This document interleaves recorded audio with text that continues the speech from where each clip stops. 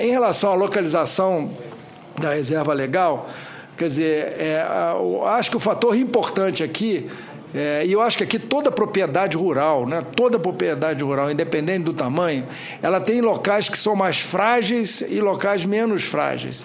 Então, eu acho que a questão do princípio da fragilidade tem que ser olhado também nessa questão da reserva legal. Quer dizer, a reserva legal, além de você olhar, obviamente, a fragilidade, recargas hidrológicas, né, que está muito relacionado com fragilidade, obviamente você tem que olhar a questão do fluxo de biodiversidade e fluxos gênicos, com certeza absoluta.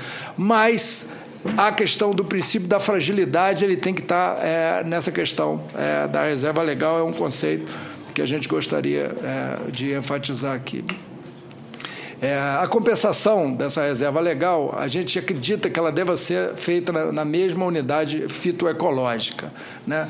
Ou numa bacia hidrográfica ou numa subbacia. Obviamente, quando você fala numa bacia hidrográfica, por exemplo, como do Araguaia, né, é complicado de você, numa bacia daquele tamanho, então, obviamente, você vai ter que trabalhar em subbacias ou alguma divisão de bacia para ficar uma coisa mais prática de ser aplicada. Mas é importante que se tenha em mente, né, essa questão da unidade fitoecológica, né? O cerrado, o bioma, o cerrado brasileiro, ele não é uniforme, né? Todo mundo que trabalha no cerrado sabe disso. Estou dando o que é mais simples de ver, muito menos a Mata Atlântica. Aqui você tem campos limpos, você tem cerradão, você tem um cerrado mais contorcido, como esse aqui do entorno de Brasília. Então, essas coisas elas têm que ser olhadas também. Eu acho que é importante que se tenha em mente esses critérios também. Em relação à questão da inclinação,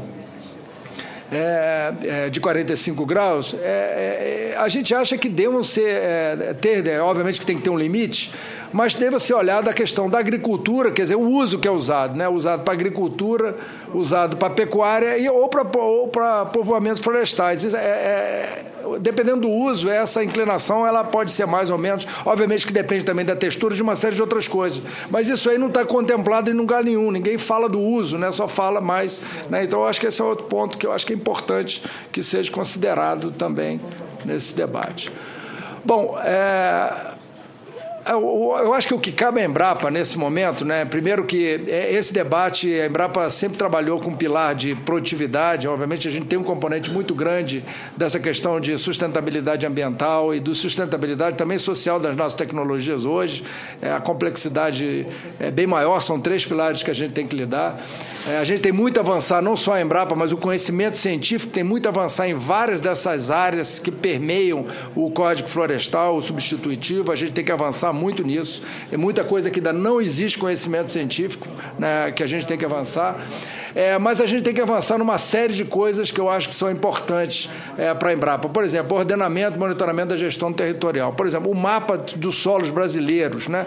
A gente ainda tem um mapa de solos brasileiros numa escala completamente incompatível com qualquer coisa que seja planejamento, né? É 1 para 1 milhão, 1 para 250 mil, isso é uma escala muito grande. A gente tem que fazer o nosso mapa de solos de 1 para 100 mil. Essa é uma urgência urgentíssima. Isso não é só a Embrapa que vai fazer, não, porque a Embrapa não tem competência sozinha para fazer. É a Embrapa, as empresas estaduais, as universidades, porque você tem que ir em loco fazer isso. E isso eu acho que pode dar um avanço muito grande para o Brasil, né? E eu acho que a Embrapa vai propor isso junto ao Poder Legislativo e ao Poder Executivo, no sentido da gente desencadear esse processo, para a gente poder aí sim ter um ordenamento e um monitoramento da gestão dos territórios, que eu acho que isso aí é o sonho que todo mundo almeja, né?